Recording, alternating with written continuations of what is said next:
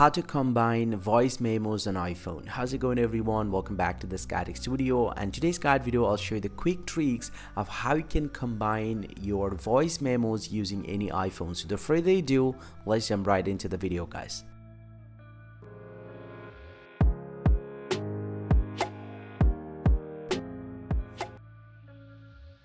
Well, so combining voice memos on your iPhone is pretty quick and easy. Simply go ahead and open up the voice memo application from your device and simply go ahead and select the voice memo that you want to combine with. I'm going to select the first one, for example, and once you tap on this one, tap on this three dot line beside the recording right here and go ahead and tap on edit recording.